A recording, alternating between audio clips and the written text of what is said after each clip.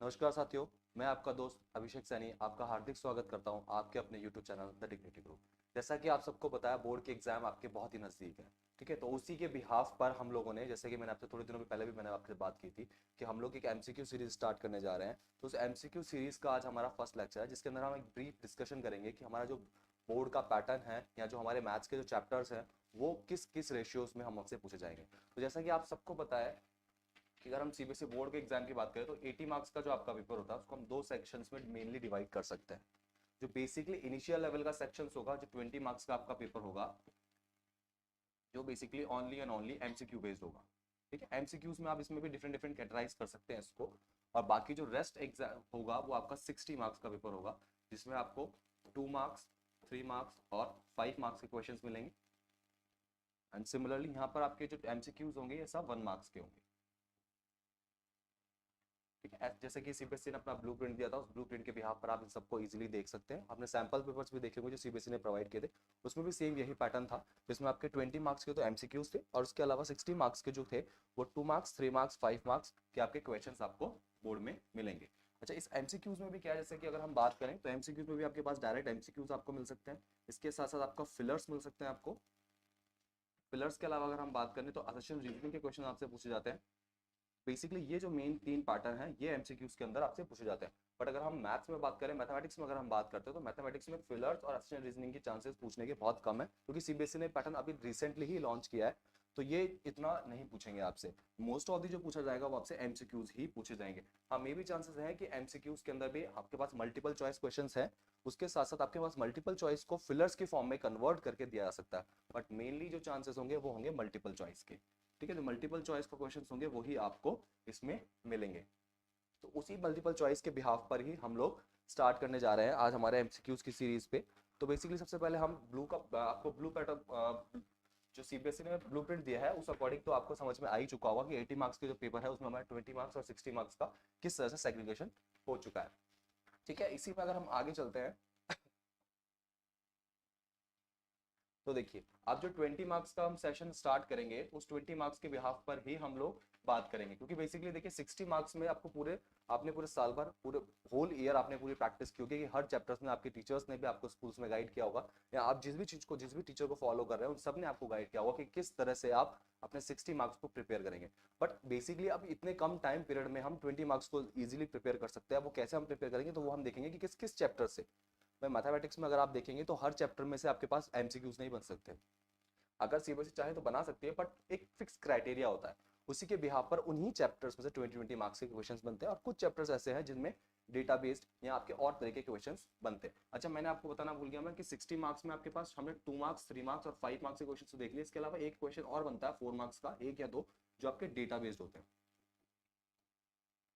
जो आपके डेटाबेस होता है जिसमें आपको एक डेटा गिवन होता है, उस डेटा के बिहाफ पर आपको 4 एमसीक्यूज के बेस पे आंसर देने पड़ते हैं। ठीक है, तो वो बेसिकली आप उसको एमसीक्यूज में काउंट कर सकते हैं, बट एमसीक्यू में हम उसको काउंट नहीं करके डेटाबेस में काउंट करेंगे। अच्छा, डेटाबेस के साथ साथ उसको हम आईक्यू बेस्ड भी बोल सकते हैं, या कभी कभार उसको वैल्यू बेस्ड भी बोला जाता है। कुछ कुछ सब्जेक्ट्स में आपको वैल्यूज गिवन होंगे, उस वैल्यूज के बिहाफ पर आपको आंसर देना होगा, तो उस आंसर्स के बिहाफ पर फिर आप इजीली वैल्यूज के बिहाफ पर आप इजीली उनके आंसर्स दे सकते हो। तो ये 4 मार्क्स में आपसे पूछा जाता है, एक या दो मार्क्स, दो क्वेश्चंस आपको इसके मिलेंगे। अब हम 20 मार्क्स का जो हम बात कर रहे हैं तो मैंने आपको बताया जैसे कि हर चैप्टर में, मैथमेटिक्स के हर चैप्टर्स में आपसे एमसीक्यूज नहीं पूछे जाते, कुछ एक लिमिटेड क्राइटेरिया होता है सीबीएसई का, उसी के बिहाफ पर वो आपसे क्वेश्चंस पूछेगा। अब कुछ चैप्टर्स ऐसे हैं जैसे कि एप्लीकेशन ऑफ ट्रिग्नोमेट्री आपने चैप्टर पढ़ा होगा, उसमें आपका जो चैप्टर है एप्लीकेशन ऑफ ट्रिग्नोमेट्री उसमें एमसीक्यूज बनने के चांसेस बहुत कम है।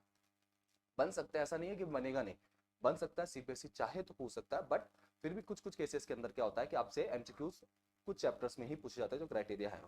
तो अगर हम 20 मार्क्स के अगर हम सेपरेशंस में बात करें एमसीक्यूज में, तो पहला चैप्टर है आपके पास वो है रियल नंबर्स। आपने पढ़ा होगा पूरे होल ईयर के अंदर आपने रियल नंबर्स का चैप्टर पढ़ा होगा, इसमें बेसिकली एमसीक्यूज पूछने के चांसेस थोड़े से ज्यादा होते हैं। अगर रियल नंबर्स की अगर हम बात करें तो इस चैप्टर का जो वेटेज है आपके वो 5 मार्क्स का वेटेज है। ठीक है, 5 मार्क्स का इसका वेटेज रहता है। अप्रोक्सीमेटली आप इसको 6 मार्क्स भी बोल सकते हो। उसका रीजन मैं आपको बताता हूँ, क्योंकि जो आपका मैथ्स का पेपर होता है वो दो कैटेगरीज में है। एक हो आपका बेसिक मैथ्स और दूसरा है आपका स्टैंडर्ड मैथ्स। तो बेसिक मैथ्स और स्टैंडर्ड मैथ्स में डिफरेंस क्या है? बेसिकली बेसिक मैथ्स और स्टैंडर्ड मैथ्स में डिफरेंस इतना सा है कि बेसिक मैथ्स में जो क्वेश्चंस होंगे, क्वेश्चंस का जो लेवल होगा वो बेसी टू मॉडरेट होगा, मतलब इजी टू मॉडरेट होगा। आप यहाँ बोल सकते हैं कि क्या होगा, easy to moderate.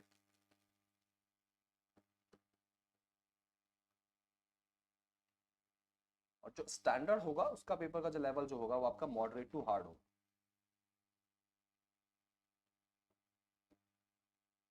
Hard means मतलब ये नहीं कि पेपर बहुत ज्यादा डिफिकल्ट आएगा, ऐसा कुछ नहीं है। पेपर इतना डिफिकल्ट नहीं आएगा, इजीली सॉल्वेबल होगा, बट उनका जो क्वेश्चन का लेवल होगा इन दोनों में, अगर उन दोनों क्वेश्चंस के लेवल को मैं कंसीडर करूं तो वो हम बोल सकते हैं कि जो बेसिक का पेपर होगा वो इजी टू मॉडरेट होगा, और जो स्टैंडर्ड का पेपर होगा वो मॉडरेट टू हार्ड होगा। ये बेसिकली लेवल होगा आपका जो दो पेपर मैथ्स के जो दो क्राइटेरिया सीबीएसई ने डिसाइड किए।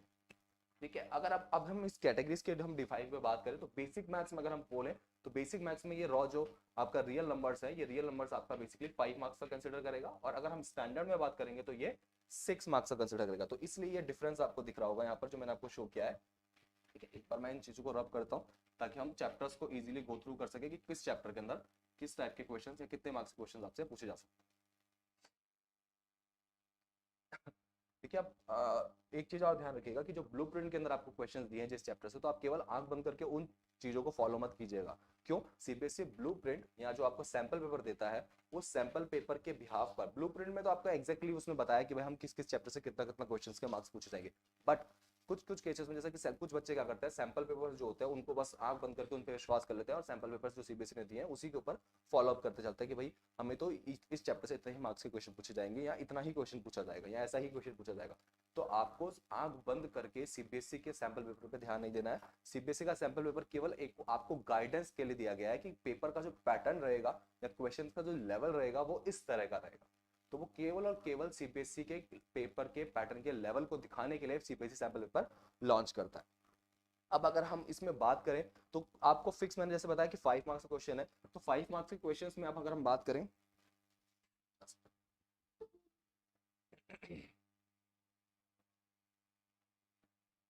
अगर हम 5 मार्क्स के क्वेश्चन में बात करें तो जैसे कि जस्ट एग्जांपल सीबीएसई ने अगर अपने सैंपल पेपर में इसमें से एक एमसीक्यू दिया हो और बाकी एक क्वेश्चन 3 मार्क्स का या 4 मार्क्स का अगर वो देता है, हालांकि इसमें 4 मार्क्स का क्वेश्चन नहीं बनता है क्योंकि डेटा बेस्ड क्वेश्चन होता है, तो 4 मार्क्स का क्वेश्चन नहीं बनता है। तो यहाँ मे बी यहाँ पे आपके 1 मार्क, 2 एमसीक्यू, सॉरी, अगर हम बात करें तो 2 एमसीक्यू आपको सीबीएसई देता है और एक क्वेश्चन 3 मार्क्स का देता है। तो इस तरह से आप देखेंगे तो ये 5 मार्क्स का आपका टोटल हो जाता है। तो जरूरी नहीं है कि सीबीएसई इसी चीज को आपके एग्जाम के पेपर में भी रखे। मे भी चांसेस है कि सीबीएसई यहाँ पर 3 एमसीक्यू देके आपको 2 मार्क्स का एक क्वेश्चन यहाँ पे पूछ लिया जाए, मे भी चांसेस है। तो आप इसलिए मैंने आपको बोला है कि आप आंख बंद करके सीबीएसई के उस चीज को फॉलो अप नहीं कीजिएगा, वो खाली और केवल आपको क्वेश्चंस के लेवल को शो करने का तरीका है।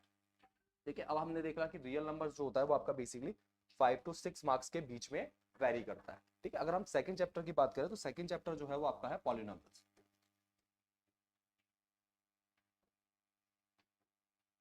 पॉलिनॉमियल जो चैप्टर होता है वो बेसिकली आपका 4 to 5 मार्क्स के लिए कैरी करता है। बेसिकली 4 मार्क्स आप इसमें समझ सकते हैं कि बेसिकली 4 मार्क्स का आपका पॉलिनॉमियल चैप्टर रहता है। तो मैंने आपको फिर बताया कि सीबीएसई के सैंपल पेपर्स के अकॉर्डिंग आप पूरा फॉलो अप नहीं मत लीजिएगा, क्योंकि सीबीएसई के सैंपल पेपर केवल और केवल आपको गाइड करने के लिए होता है। तो बेसिकली जो सेकंड चैप्टर है वो आपका होगा पॉलिनॉमियल्स, जो आपके कितने मार्क्स कैरी करेगा, 4 मार्क्स कैरी करेगा। अब इसमें भी आपके बेसिकली कुछ भी रह सकता है, जैसे कि एक क्वेश्चन जो होगा आपका वो एमसीक्यू हो सकता है, और जो दूसरा क्वेश्चन होगा वो आपका 3 मार्क्स का रह सकता है। तो इस तरह से आपके दो क्वेश्चन हो सकते हैं कि एक क्वेश्चन हो गया मे बी चांसेस है एमसीक्यू मिल जाए आपको, और बाकी एक क्वेश्चन जो होगा वो आपका 3 मार्क्स का मिल जाए। तो इस तरह से आपके पास 4 मार्क्स का ये चैप्टर कैरी करता है पॉलिनॉमियल्स। देखिए, बेसिकली अभी हम आज खाली ब्रीफ कर रहे हैं कि किस किस चैप्टर में से हमसे एमसीक्यूज पूछा जा सकता है और किस किस से हमें एमसीक्यूज नहीं पूछा जा सकता। तो हम बेसिकली उसी के बिहाफ पर आगे हमारे चैप्टर्स को फॉलो अप लेंगे कि हमें किस चैप्टर को किस लेवल से पढ़ना है। एक्चुअली देखिए, अब जैसे कि मैंने आपको बताया कि पॉलिनॉमियल्स के अंदर हमने बात की तो 1 और 3 मार्क्स का हम क्वेश्चन देख रहे हैं। तो बेसिकली हमें एक तो चीज क्लियर होगी कि 4 और 5 मार्क्स के क्वेश्चन बनना यहाँ से पॉसिबल नहीं है।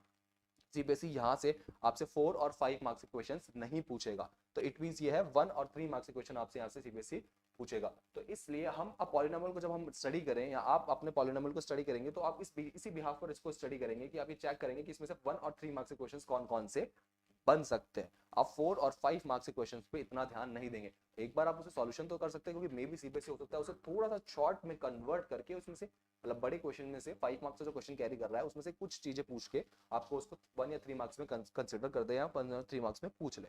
तो आपको इस चीज को अच्छे से ध्यान रखना है कि हमें चैप्टर्स को उसी अकॉर्डिंग पढ़ना है जिस अकॉर्डिंग उनका वेटेज है।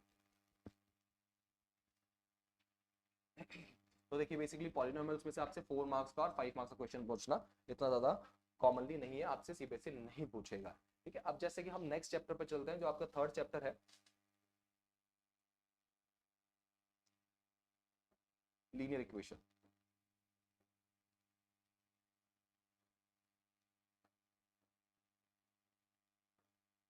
इन टू वेरिएबल।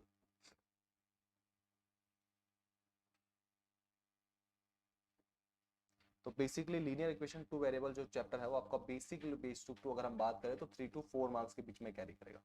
ठीक है, 3 to 4 मार्क्स के बीच में आपका आपके पास जो है linear equation and two variables very करता है। तो अगर हम इसमें 3 मार्क्स में भी अगर हम कंसिडर करना चाहें तो 1 मार्क का जो होगा वो आपका एमसीक्यू मिलेगा आपको।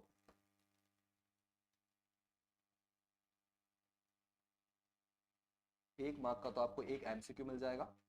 और इसके अलावा अगर हम बात करें तो जो 2 मार्क्स के क्वेश्चन होंगे, 2 मार्क्स का एक क्वेश्चन मिल सकता है आपको। ठीक है, तो बेसिकली यही एक पैटर्न रहेगा जहां तक मुझे लगता है। ठीक है, तो दो आपके पास 1 मार्क्स का एक एमसीक्यू मिलेगा आपको और एक 2 मार्क्स का क्वेश्चन मिलेगा। अच्छा, इसके अलावा ये 4 मार्क्स भी वेरी कर सकता है, उसका रीजन मैंने आपको बता दिया। तो 2 पैटर्न ऑफ मैथ्स के जो 2 पेपर होंगे आपके, बेसिक और स्टैंडर्ड, तो उस बेसिक और स्टैंडर्ड के बिहाफ पर इसका ऐसा सेग्रीगेशन हुआ है। तो मैंने आपको फिर समझा रहा हूं मैं आपको कि आपको सीबीएसई के सैंपल पेपर को देख के आंख बंद के भरोसा नहीं करना है, हमें उसको फॉलो अप लेना है। लेकिन वो सैंपल पेपर केवल और केवल क्वेश्चंस के लेवल को, क्वेश्चंस के आपको आइडिया देगा कि किस तरह से क्वेश्चन आपसे सीबीएसई पूछ सकता है। लेकिन जरूरी नहीं है कि वो उसमें सैंपल पेपर में जितने क्वेश्चन मार्क्स जिस चैप्टर से पूछे हैं आपके बोर्ड में भी उतने ही मार्क्स का क्वेश्चन उस चैप्टर से आएगा। बट हम एक उससे ब्रीफ आइडिया निकाल सकते हैं कि हाँ भाई ये चैप्टर इतने इतने मार्क्स का आपसे पूछा जा सकता है। ठीक है, तो जैसे कि हमने देखा कि 5 मार्क्स आपका फर्स्ट चैप्टर जो आपका रियल नंबर्स है, देन पॉलिनोमियल्स की अगर हम बात करेंगे तो आपका 4 मार्क्स में पूछा जाएगा।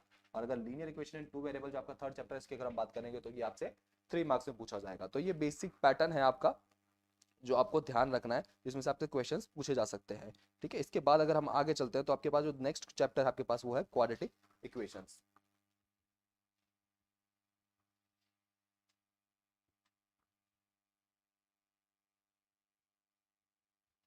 फोर्थ चैप्टर की अगर हम बात करें तो वो है आपके पास क्वाड्रेटिक इक्वेशन।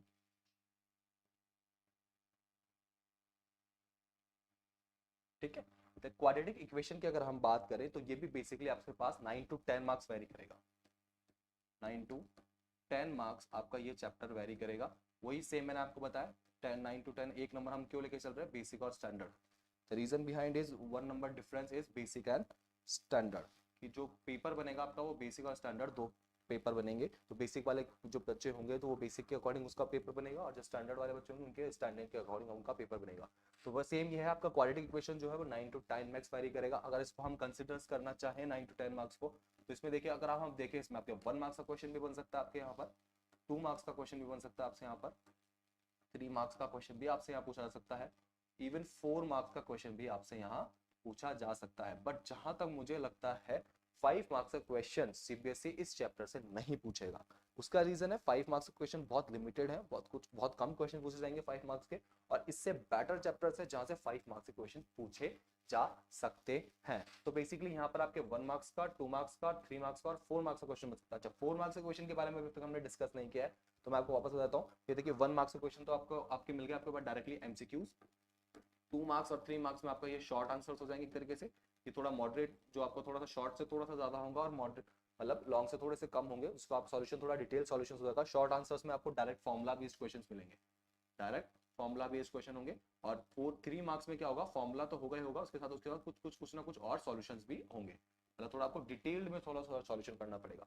अब 4 मार्क्स में मैंने आपको बताया था अभी आपको जो basically data based, value based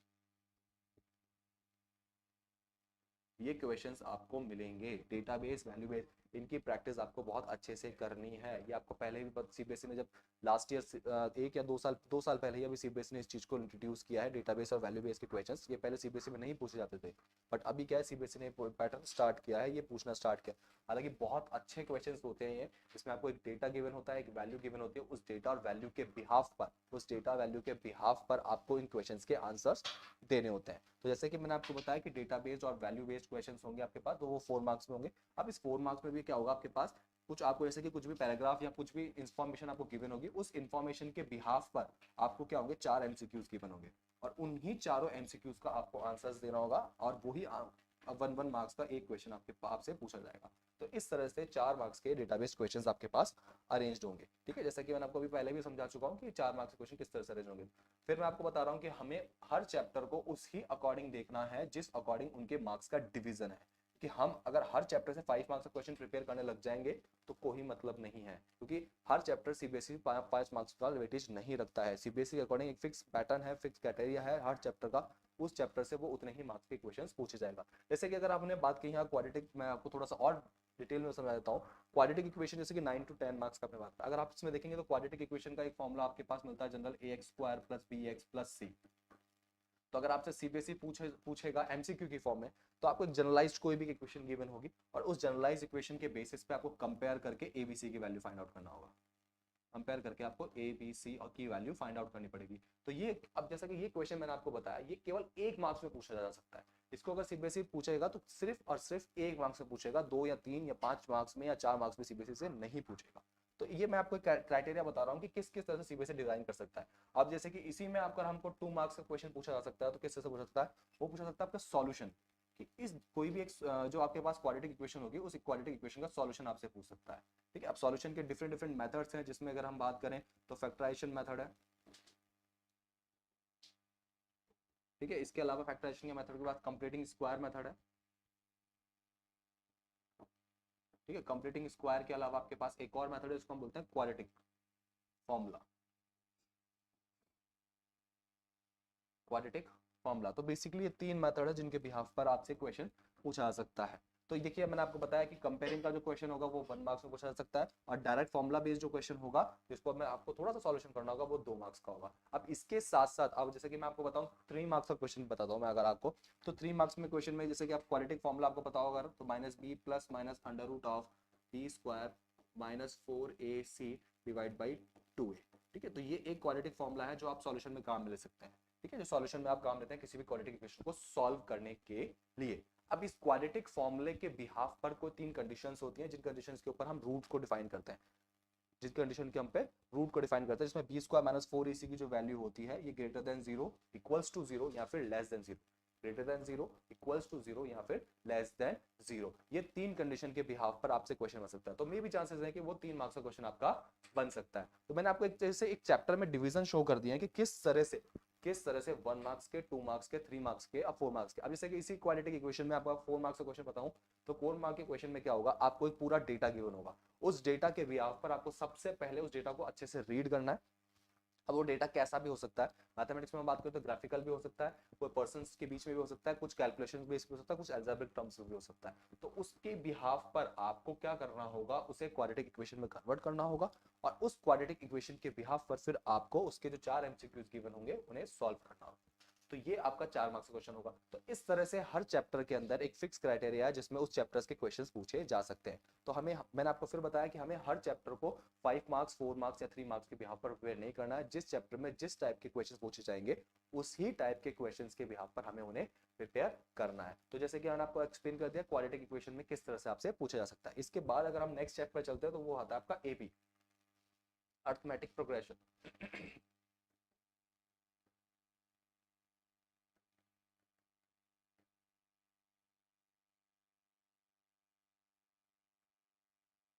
ठीक है, नेक्स्ट चैप्टर जो है वो आपके पास है एपी, अर्थमेटिक प्रोग्रेशन। तो देखिए एपी से भी जो आपके क्वेश्चंस है वो बहुत अच्छे क्वेश्चंस बनते हैं। अगर हम एपी को कंसीडर करें तो ये जो अर्थमेटिक प्रोग्रेशन होता है ये अप्रोक्सीमेटली आपके पास 4 to 5 मार्क्स के बीच में वेरी करता है। ठीक है, एपी जो होता है वो आपका अर्थमेटिक प्रोग्रेशन 4 to 5 मार्क्स के बीच में वेरी करता है। एपी में आपने जैसे कि आपको पता ही होगा कि इसमें भी आपके पास डेटाबेस क्वेश्चन बन सकता है, डेटाबेस या वैल्यू बेस्ड क्वेश्चन इसमें आपसे पूछा जा सकता है। तो जितने भी मैं मार्क्स आपको बता रहा हूँ 4 to 5 मार्क्स, ये सब स्टैंडर्ड नहीं है, ये फ्लक्चुएट करेंगे। उसका रीजन मैंने आपको बता दिया कि सीबीएसई का पैटर्न तो फिक्स है, उसने ये तो बता रखा कि भाई मैं इस चैप्टर से इतने इतने मार्क्स के क्वेश्चन पूछूंगा, बट बेसिक और स्टैंडर्ड में वो वैरी करेगा, बेसिक और स्टैंडर्ड में वो वैरी करेगा। तो अगर हम बात करें एपी में, तो आपके पास एपी में एमसीक्यूज भी बन सकता है और 1 मार्क्स के मतलब बनेगा क्वेश्चन, उसके बाद 2 मार्क्स 3 मार्क्स का क्वेश्चन भी बन सकता है। और अगर हम बात करें तो मे भी चांसेस है कि वो एमसीक्यू नहीं पूछ के आपसे इसमें डायरेक्ट 4 मार्क्स का क्वेश्चन पूछ ले। 5 मार्क्स का क्वेश्चन जहां तक मुझे लगता है एपी में नहीं बन सकता। तो एपी के बेसिकली अगर जैसे कि हम इसमें भी हम ब्रीफली डिजाइन करें, तो एपी में आपको पता है जनरल आपके फॉर्मूले होते हैं 3। तो जैसे कि आपको पता है a2 minus a1 equals to D होता है आपका। इसके अलावा an का एक फॉर्मूला होता है जिसमें a plus n minus one into D होता है। तो बेसिकली इन छोटे छोटे फॉर्मुलेस के बिहाफ पर ही आपसे क्वेश्चंस पूछे जाएंगे। एपी चैप्टर आपको आपने पढ़ा भी है, बहुत इजी चैप्टर है, केवल बेसिकली 3 या 4 फॉर्मुलेज है, उन फॉर्मुलेस के बिहाफ पर ही आपसे क्वेश्चंस पूछे जाएंगे और उन फॉर्मुलास के बिहाफ पर ही आपको इनके सॉल्यूशंस करने हैं। तो ठीक है, नेक्स्ट इसके बाद अगर हम बात करें तो जो नेक्स्ट चैप्टर है वो आपका मोस्ट इंपॉर्टेंट चैप्टर्स में काउंट होगा, इसको हम बोलते हैं ट्राइंगल। ठीक है, जो सबसे इंपॉर्टेंट चैप्टर है आपका इस पूरे मैथमेटिक्स में, और सबसे ज्यादा हाईएस्ट वेटेज की अगर हम बात करें तो यही चैप्टर है जिसका नाम है आपका ट्राइंगल्स। ठीक है, जिसका नाम क्या है आपके पास, ट्राइंगल्स। क्यों, इसका रीजन मैं बताता हूँ, क्योंकि ज्योमेट्री का बेस है ये चैप्टर, ये ज्योमेट्री का बेस है ये चैप्टर आपका। मतलब ज्योमेट्री जो होगा वो पूरी ज्योमेट्री अगर हम समझें तो ज्योमेट्री का जो बेसिक क्राइटेरिया है या ज्योमेट्री के बारे में अगर आपको समझना हो तो उसके लिए बेसिक जो होता है वो ये है आपके पास, ये ट्राइंगल्स है। ठीक है, तो इसे हमें आप बहुत अच्छे से पढ़ना है, इसमें बहुत सारे थ्योरम्स आप यूज करेंगे, बहुत सारी तो नहीं, मैं आपको तो 4 या 5 थ्योरम है जो मेनली इंपॉर्टेंट है, वही हम इसको यूज करते हैं। तो जो थ्योरम्स हैं वो आप इसको यूज करेंगे थ्योरम के अंदर। और इसमें अगर हम बात करें ट्राइंगल का वेटेज, तो ये 10 मार्क्स के अप्रोक्सीमेटली आपसे पूछा जाएगा। ठीक है, 10 मार्क्स का क्वेश्चन पूछा जाएगा। इसमें आपके पास एक 5 मार्क्स का क्वेश्चन बनने के चांसेस है बहुत ज्यादा, बहुत ज्यादा चांसेस है कि इसमें आपसे 5 मार्क्स का क्वेश्चन पूछा जा सकता है। तो इसलिए आपको ट्रायंगल को 5 मार्क्स के क्वेश्चन के अकॉर्डिंग प्रिपेयर करना। अब जैसे कि मैंने आपको बताया कि एपी में जो है 5 मार्क्स या 4 मार्क्स वैरी करेगा, तो इसमें से 5 मार्क्स का क्वेश्चन पूछा सकता है, बट इतना क्राइटेरिया नहीं बनेगा मुझे मेरे अकॉर्डिंग, क्योंकि क्या है 5 मार्क्स का क्वेश्चन बहुत लेंथी होता है, बहुत उसको बड़ा आपको सॉल्व करना होता है, उसमें बहुत सारे स्टेप्स होते हैं, बहुत सारी कैलकुलेशंस इन्वॉल्व होती है। तो मेरे अकॉर्डिंग 5 मार्क्स क्वेश्चन एपी में बनने के चांसेस बहुत कम है एज कंपेयर टू अगर हम ट्राइंगल्स की बात, क्योंकि ट्राइंगल्स में क्या है, थ्योरम्स आपको यूज कर रही है, उस थ्योरम के बिहाफ पर आपसे जो क्वेश्चंस पूछे जाएंगे उनको आपको सॉल्यूशन करना है। तो इसलिए ट्राइंगल्स में 5 मार्क्स क्वेश्चन बनना श्योर है कि ट्राइंगल्स में आपके पास 5 मार्क्स क्वेश्चन जरूर बनेगा। अब इसका ये आप ये ध्यान रखें कि इसका वेटेज अच्छा खासा है, 10 मार्क्स का इसका वेटेज है। तो इसमें ये हम बोल सकते हैं कि 5 मार्क्स तो बनेगा बनेगा, इसमें हम बोल सकते हैं कि 4 मार्क्स का डेटाबेस भी बन सकता है, कि 4 मार्क्स का वैल्यू बेस्ड क्वेश्चन ज्योमेट्री के अंदर भी पूछा सकता है। कि कोई भी आपको एक जैसे कि आप, मैं जस्ट एन एग्जांपल मैं आपको बताता हूँ कि इस तरह से आपको एक मैप का कुछ मैप गिवन होगा, ये मैप की जैसे कि ग्रिड लाइंस होंगी और यहाँ पर कुछ पर्टिकुलर पॉइंट्स गिवन होंगे ऐसे अलग अलग, उन पॉइंट्स को मैच करता हुआ कोई एक फिगर होगा, उस फिगर को आपको आइडेंटिफाई करना है और उस फिगर के बिहाफ पर आपसे कुछ थ्योरम्स के बेस पे कुछ भी क्वेश्चंस पूछे जा सकते हैं। तो इसलिए ट्राइंगल्स भी आपका मोस्ट इंपॉर्टेंट चैप्टर है, इसको आपको ध्यान रखना है। ट्राइंगल्स के बिहाफ पर क्वेश्चन बहुत अच्छे बनेंगे और बहुत अच्छे क्वेश्चन बनते आए हैं, सीबीएसई ने बहुत अच्छे क्वेश्चन पूछता है। अब एक चीज और आपको ध्यान रखनी है कि हमें एनसीईआरटी जो है सीबीएसई की, उसको परफेक्टली ग्रो थ्रू करना है। ठीक है, आपको एनसीईआरटी जो है आपकी सीबीएसई की, उसे परफेक्टली गो थ्रू करना है, क्योंकि एनसीईआरटी आपके लिए सबसे इंपॉर्टेंट है। ठीक है, तो आपको मैंने आपको बता, जिससे कि हम आप मोस्ट ऑफ द चैप्टर्स को हम कवर कर चुके हैं, तो मैंने आपको बताया कि हर चैप्टर का एक फिक्स वेटेज है, उस वेटेज के बिहाफ पर ही आपको उस चैप्टर को स्टडी करना है। ठीक है, आप इस चीज को नोटिस करके ध्यान रखिएगा कि हमें हर चैप्टर को उसी अकॉर्डिंग पढ़ना है। नेक्स्ट चैप्टर जो है वो आपका है कोऑर्डिनेट ज्योमेट्री। Coordinate geometry. ठीक है, अच्छा इसमें बड़ा जो क्वेश्चन होगा 5 मार्क्स का या 4 मार्क्स का बनने के चांसेस इतने ज्यादा नहीं है, बहुत रेयर चांसेस में 5 मार्क्स का और 4 मार्क्स का कोई क्वेश्चन बनेगा। तो कोऑर्डिनेट ज्योमेट्री को हमको इसी अकॉर्डिंग प्रिपेयर करना है कि हमें इसमें ज्यादा 5 या 4 मार्क्स के क्वेश्चन बनने के चांसेस बहुत कम है। ठीक है, तो ये जो चैप्टर होगा ये आपका 6 to 7 मार्क्स या 5 to 6 मार्क्स आप इसको मान के चलिए, नॉट 6 to 7, 5 to 6 मार्क्स आप इसको मान के चलिए, 5 to 6 मार्क्स के बीच में वेरी करेगा ये चैप्टर आपका पास। ठीक है, कोऑर्डिनेट ज्योमेट्री में आपको पता ही है इस तरह से कार्टेशियन कोऑर्डिनेट्स होते हैं, ये एक्स कोऑर्डिनेट होगा आपके पास, ये वाई कोऑर्डिनेट होगा यहाँ पर, और इसी के बिहाफ पर आपको आंसर्स देने होते हैं। जैसे कि कोई पर्टिकुलर पॉइंट होगा यहाँ पर, तो उसको हम एक्स कॉमा वाई की फॉर्म में डिफाइन करते हैं। ठीक है, इसमें आपके पास बेसिकली दो फॉर्मुलाज हैं, एक तो डिस्टेंस फॉर्मुला है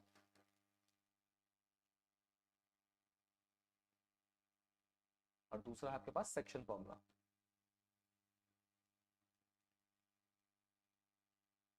तो मेनली जो क्वेश्चंस होंगे वो डिस्टेंस फॉर्मुला और सेक्शन फॉर्मुला पे ही आपके पास बनेंगे। तो इसका वेटेज 5 to 6 मार्क्स है। अच्छा, मैं अब एक आपको ये बताना चाहूंगा कि सीबीएसई ने लास्ट ईयर जहाँ तक मुझे याद है इसके बिहाफ पर एक सैंपल क्वेश्चन पेपर में या किसी हो सकता है सीबीएसई, मुझे जहाँ तक याद नहीं है कि सीबीएसई ने दिया था या किसी बुक ने दिया था, बट इस पे आपसे डेटाबेस में क्वेश्चन पूछा जा सकता है। जस्ट इमेजिन आपको कोई भी एक फिगर गिवन होगा, उस तरह से आपको यहाँ बोला होगा कि कोई भी एक रमेश यहाँ पर है और उसे यहाँ जयपुर से दिल्ली जाना है, ठीक है, और इस पॉइंट के कोऑर्डिनेट्स दिए होंगे और सिमिलरली इस पॉइंट के कोऑर्डिनेट्स भी आपसे दिए होंगे और उसे पूछा जाएगा आपसे कि भाई कितने डिस्टेंस पर जमेश की पोजीशन से जो दिल्ली है या कोई भी जो प्लेस है वो कितने डिस्टेंस पर वेरी करता है, कितने डिस्टेंस पर है, तो उसके बिहार पर आपको डिस्टेंस फॉर्मूला यूज करना है। तो मैंने आपको बताया कि बेसिकली इसमें जो क्वेश्चन है दो ही फॉर्मुलाज होंगे जिनके बेसिस पे आपका क्वेश्चन पूछा जाएगा। आपने पूरे साल में पढ़ा भी होगा इसको कि जो डिस्टेंस फॉर्मूला होता है वो होता है आपके पास x2 माइनस x1 का square plus y2 minus y1 का स्क्वायर। और सिमिलरली अगर हम सेक्शन फॉर्मूला की बात करेंगे तो जैसे कोई भी एक लाइन होगी उसको अगर कोई एक पर्टिकुलर पॉइंट है जो m रेशियो n में डिवाइड कर रहा होगा, m रेशियो n में डिवाइड कर रहा होगा, तो उसके बिहाफ पर हम इसके कोऑर्डिनेट्स को फाइंड आउट करते हैं, x और y कोऑर्डिनेट को फाइंड आउट करते हैं। तो उस x y कोऑर्डिनेट को फाइंड आउट करने का तरीका क्या होगा, जस्ट इमेजिन अगर ये पॉइंट x1 y1 है और ये जो पॉइंट है b वाला ये आपके पास x2 y2, इसको सॉल्व करने का तरीका क्या होता है, m x2 plus x1 divide by m1 plus m2 और सिमिलरली, ठीक है, एम एन, अच्छा इसमें आप एम एन ले लीजिए इसको या m2 m1 भी ले सकते हैं, ठीक है, जैसे कि मैंने यहाँ एम एन दिखाया तो इसको आप m1 m2 भी ले सकते हैं, ठीक है, ताकि फॉर्मूला इजीली कन्वर्ट हो जाए। तो m1 x2 plus m2 x1 divide by m1 plus m2, similarly आपके पास यहाँ हो जाएगा m1 y2 plus m2 y1 divide by m1 plus m2। अच्छा, कुछ बुक्स में आप ये देखेंगे तो यहाँ पर m1 m2 की जगह m रेशियो n लिखा होगा और कुछ बुक्स में अगर आप देखेंगे तो m1 m2 लिखा होता है। तो आप किसी भी रेशियो को कंसिडर कर सकते हो, उसमें कोई दिक्कत नहीं होगी, ठीक है। आपको नोटेशन बस डिफाइन करना है कि भाई मैंने ये नोटेशन कंसिडर किया, तो आप सीबीएसई में इजीली किसी भी नोटेशन को कंसिडर कर सकते हैं, बट आपको उसको दिखाना होगा सीबीएसई को कि भाई या जो भी एग्जामिनर होगा कॉपी में उसको आपको शो करना होगा कि भाई m1 m2 मैंने ये कंसिडर किया है। तो बेसिकली अगर हम बात करें कोऑर्डिनेट ज्योमेट्री जो है वो आपके 5 to 6 मार्क्स में वेरी करती है और इसमें बेसिकली ये दो ही फॉर्मुला है जो आपको यूज करने हैं, एक होता है डिस्टेंस फॉर्मुला और दूसरा आपके पास सेक्शन फॉर्मुला। इन दोनों फॉर्मुलाज के बेसिस पे ही आपसे क्वेश्चन पूछे जाएंगे, ठीक है। इसके बाद अगर हम नेक्स्ट चैप्टर पे चलते हैं तो नेक्स्ट चैप्टर जो है वो आपका है ट्रिग्नोमेट्री, ठीक है, मोस्ट इंपॉर्टेंट चैप्टर है। देखिए अगर आपको मैथ्स लेना है, आगे जाके मैथ्स को सॉल्व करना है, तो आपको इस चैप्टर को अच्छे से गो थ्रू करना ही होगा। क्यों? क्योंकि अगर हम देखें तो 11th 12th या आगे जाके आप और भी मैथ्स में अगर कुछ भी करना चाहेंगे तो वहाँ ट्रिग्नोमेट्री आपका पीछा नहीं छोड़ेगी। ट्रिग्नोमेट्री सबसे इंपॉर्टेंट चैप्टर्स में एक है, ठीक है। तो सीबीएसई में आपको ध्यान रखना है कि जो आपका ट्रिग्नोमेट्री चैप्टर है उसको आपको बहुत अच्छे से ध्यान रखना है। ट्रिग्नोमेट्री चैप्टर का अगर मैं वेटेज की बात करूँ, ये 7 to 8 मार्क्स आपका वेरी करेगा, ठीक है। और डिफरेंस मैंने आपको बता ही दिया, वही सेम बेसिक और स्टैंडर्ड का लेवल डिफरेंस करेगा और कुछ भी डिफरेंस नहीं है, ठीक है। तो 7 to 8 मार्क्स आपका कौन लेगा, ट्रिग्नोमेट्री लेगा। ट्रिग्नोमेट्री में आपको पता ही है कुछ स्टैंडर्ड फॉर्मुलाज है, उन स्टैंडर्ड फॉर्मुलाज को बेसिस पे आपको इनको आंसर्स देने होते हैं, ठीक है। स्टैंडर्ड फॉर्मुला है, उन फॉर्मुला के बिहाफ पर आप देखिए अगर हम 7 to 8 मार्क्स को वैरी भी करना चाहें तो 1 मार्क्स का क्वेश्चन आपसे यहाँ से पूछा जा सकता है, 2 मार्क्स का क्वेश्चन पूछ सकते हैं आपसे यहाँ से, 3 मार्क्स का क्वेश्चन भी आपसे पूछा जा सकता है, देन 4 मार्क्स का क्वेश्चन पूछने के चांसेस थोड़े कम है और 5 मार्क्स के क्वेश्चन पूछने के चांसेस थोड़े कम है। बट अगर हम बात करें तो आपके पास बेसिकली 1 मार्क्स 2 मार्क्स और 3 मार्क्स के क्वेश्चन आपसे यहाँ से पूछे जा सकते हैं। बट अगर हम 5 मार्क्स और 4 मार्क्स के कंसिडर करें तो वो पूछने के चांसेस थोड़े से कम है, ठीक है। तो 1 मार्क्स 2 मार्क्स और 3 मार्क्स के क्वेश्चन आपसे पूछा जा सकते हैं। बाकी अगर 4 और 5 मार्क्स में कंसिडर करूँ तो इसके चांसेस थोड़े से कम होंगे as compare to other chapters, ठीक है। अगर हम नेक्स्ट चैप्टर की बात करें तो नेक्स्ट चैप्टर जो है वो इसी से रिलेटेड करता है, आपका ट्रिग्नोमेट्री से रिलेटेड करता है, बट मोस्ट इंपॉर्टेंट चैप्टर है आपके पास। क्यों? इसमें आपके पास एक अच्छा खासा बड़ा क्वेश्चन बनता है, ठीक है, जो है आपका application of trigonometry. Next chapter जो है वो है आपके पास application of trigonometry.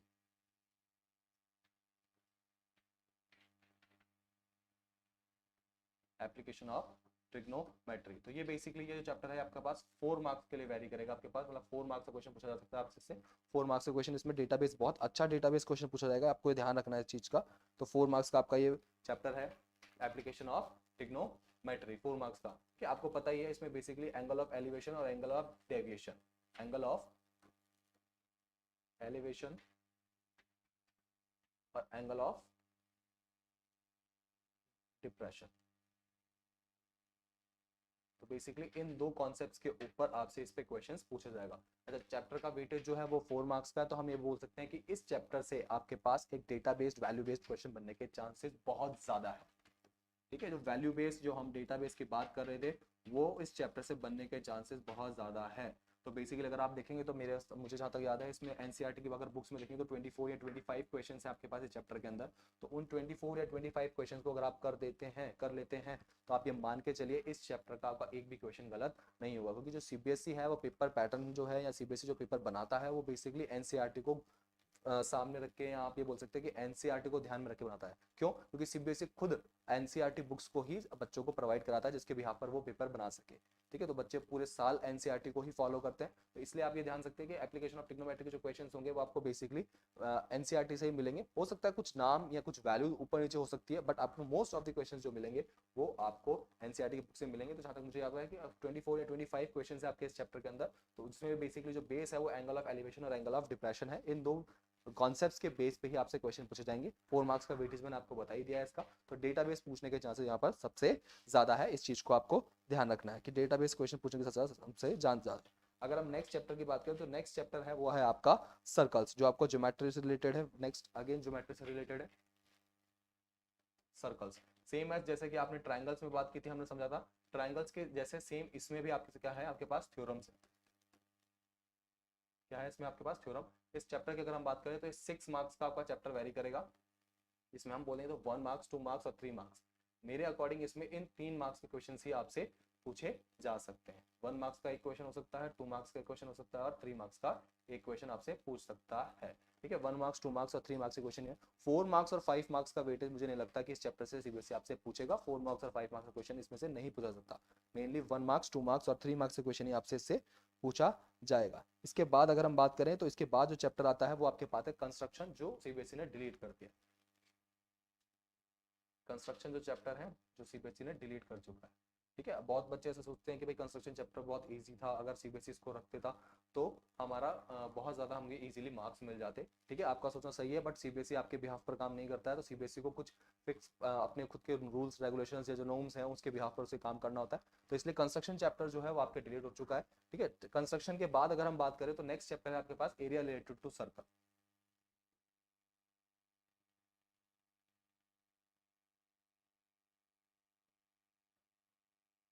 Area related to circle.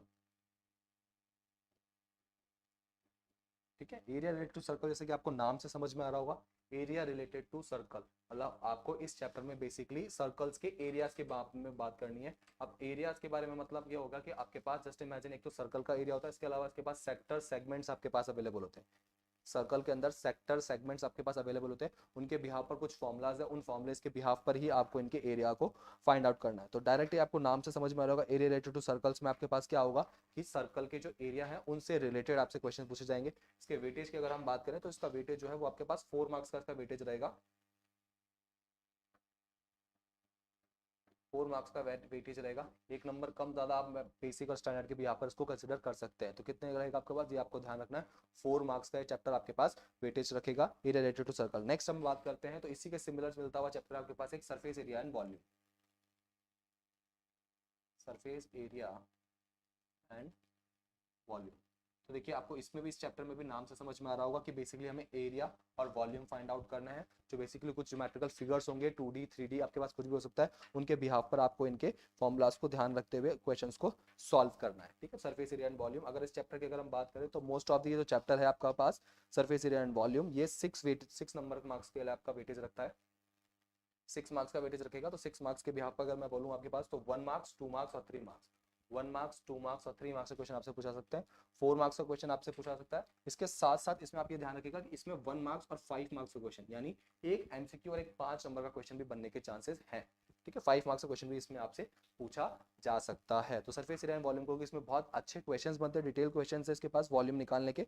ठीक है, तो ये बेसिकली आपसे 5 मार्क्स का क्वेश्चन भी पूछा सकता है और 4 मार्क्स का क्वेश्चन भी पूछने के चांसेस हो बन सकते हैं। तो आप इसको ध्यान रखिएगा कि इसमें आपसे ये पूछा जा सकता है। नेक्स्ट अगर हम बात करें तो जो नेक्स्ट चैप्टर है आपके पास वो आता है आपके पास स्टैटिस्टिक्स।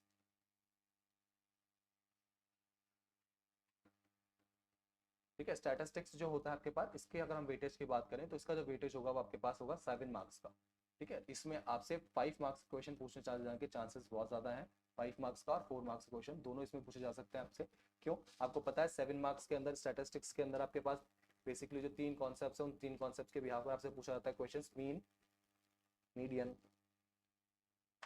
और मोड। तो इसमें आपको कुछ पता ही होगा, जैसे कि आपने कुछ टेबल्स बनाई होंगी इस तरह से मीन मीडियन मोड्स के लिए, तो उस बिहाफ पर आपसे क्वेश्चन पूछे जाएंगे। तो स्टैटिस्टिक्स में आप ध्यान रखिएगा 7 मार्क्स का वेटेज लगता है आपके पास स्टैटिस्टिक्स, और इसमें स्टैटिस्टिक्स में क्वेश्चन पूछने के चांसेस बहुत ज्यादा हैं। ठीक है, तो आपके पास 2 मार्क्स में मतलब एक 1 मार्क में आपसे क्वेश्चन पूछा जा सकता है। इसके अलावा 2 मार्क्स और 3 मार्क्स में इसका क्वेश्चन बनने के चांसेस बहुत कम है। 4 मार्क्स और 5 मार्क्स में इसके क्वेश्चन बनाए जा सकते हैं। तो 2 मार्क्स और 3 मार्क्स में आपको क्वेश्चन मिलने के चांसेस बहुत कम है। मेनली जो क्वेश्चन मिलेगा आपको वो आपको इसमें 4 मार्क्स या 5 मार्क्स का मिलेगा। ठीक है, इसमें 1 मार्क्स में अगर हम बात करें तो आपका बेसिकली 1 मार्क्स में जो क्वेश्चन बनता है स्टार्ट मीन के अंदर, वो इनके तीनों के जनरल फॉर्मूले के बेस पे बन सकता है, या इन तीनों का मिला के भी एक जनरल फॉर्मूला है उसके बिहाफ पर। तो बेसिकली 4 ही एमसीक्यू बनने के चांसेस होते हैं जिनके आप इजीली सॉल्व कर सकते हैं। तो बेसिकली 3 तो फॉर्मूला इनके हो गए, और इन तीनों को मर्ज करते हुए इनका कॉमन फॉर्मूला, उन फॉर्मूले के बिहाफ पर ही आपसे क्वेश्चन पूछा जाएगा। ठीक है, इसके बाद जो नेक्स्ट चैप्टर है आपका, वो नेक्स्ट और लास्ट चैप्टर जो है वो आपका है प्रोबेबिलिटी। तो प्रोबेबिलिटी के बिहाफ अगर हम बात करें तो ये जो चैप्टर है ये आपका 4 मार्क्स का वेटेज रखता है। तो इसमें आपके पास 1 मार्क्स का, 2 मार्क्स का, जहां तक मुझे लगता है 1 और 2 मार्क्स के क्वेश्चन ही पूछे जाएंगे। ठीक है, 1 मार्क्स का और 2 मार्क्स का, या आप बेसिकली 3 मार्क्स का भी कंसिडर कर सकते हैं कि एक 3 मार्क्स का क्वेश्चन आ जाएगा और एक 1 मार्क्स का क्वेश्चन आ जाएगा। इसके अलावा मुझे नहीं लगता इसमें सीबीएसई 4 मार्क्स या 5 मार्क्स का क्वेश्चन पूछेगा। तो प्रोबेबिलिटी बहुत ईजी चैप्टर है, आपको पता ही है, प्रोबेबिलिटी आपने पढ़ा होगा। बहुत एक जनरल फॉर्मूला है, उस जनरल फॉर्मूला के बिहाफ पर ही आपको सारे प्रोबेबिलिटी वाले क्वेश्चंस मिलेंगे आपको, जिसमें आपके पास कार्ड, डाइस वगैरह किसी भी चीज के क्वेश्चन हो सकते हैं, कोई भी बॉल, रैंडम बॉल्स वगैरह, या कुछ भी कार्ड्स, कॉइन्स, किसी के क्वेश्चंस भी हो सकते हैं। तो आपसे बेसिकली ये 4 मार्क्स का क्वेश्चन पूछा जाएगा। इसके अलावा अगर हम प्रोबेबिलिटी में बात करें तो एक तो आपका जनरल फॉर्मूला होगा कि favourable cases divide by total cases, जो आपके पास एक जनरल फॉर्मूला होगा। इसके अलावा होगा आपके पास occurring event, non occurring event, कि हमने बोला कि probability of occurring event is P and non occurring event is P dash a equals to 1।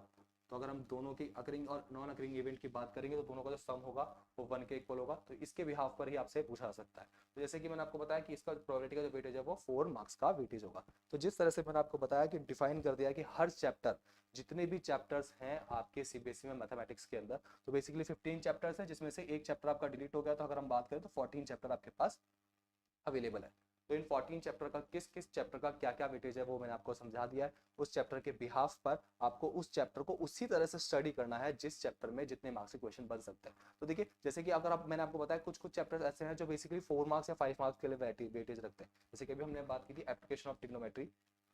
Application of trigonometry जो चैप्टर है, ये वाला एप्लीकेशन ऑफ ट्रिग्नोमेट्री जो चैप्टर है आपके पास, ये 4 मार्क्स का वेटेज रखता है आपका। तो इसको आपको 4 मार्क्स या मे भी चांसेस है कि 5 मार्क्स से पूछा जा सकता है, बट 5 मार्क्स चांसेस पूछने के बहुत कम होते हैं। 4 मार्क्स का क्वेश्चन बहुत अच्छा बनता है इसमें से। तो आपको उस चैप्टर को उसकी अकॉर्डिंग प्रिपेयर करना है जिस अकॉर्डिंग उसका वेटेज है। क्योंकि अगर आप किसी चैप्टर के अंदर क्वेश्चन बन ही 1 मार्क्स के, 2 मार्क्स के, 3 मार्क्स के क्वेश्चन बन सकते हैं, और आप उसे 5 मार्क्स के अकॉर्डिंग प्रिपेयर कर रहे हैं, तो ये आप कोई समझदारी वाली बात नहीं है। आपको हर चैप्टर को उसके मार्क्स के वेटेज के अकॉर्डिंग ही प्रिपेयर करना है। तो एक ब्रीफ था जो मैंने आपको चैप्टर वाइज आज आइडिया दे दिया है कि किस किस तरह से इसके एमसीक्यूज वगैरह आपसे पूछे जाएंगे। ठीक है, नेक्स्ट क्लासेस के अंदर, आने वाले क्लासेस के अंदर हम इनके एमसीक्यूज को डिटेल में स्टडी करेंगे कि किस तरह से हमें एमसीक्यूज को फॉलो अप करना है, कौन कौन से एमसीक्यूज हमसे पूछे जा सकते हैं, उन्हीं एमसीक्यूज को हम ध्यान रखेंगे। तो बने रहिए हमारे साथ। मैं मिलता हूं आपको, अभिषेक सैनी, मैं आपका दोस्त अभिषेक सैनी, आपको मिलता हूं नेक्स्ट क्लासेस के अंदर, जिसके अंदर हम इनके आगे आने वाले चैप्टर्स जो है उनके बारे में डिटेल स्टडी करेंगे विद एमसीक्यूज।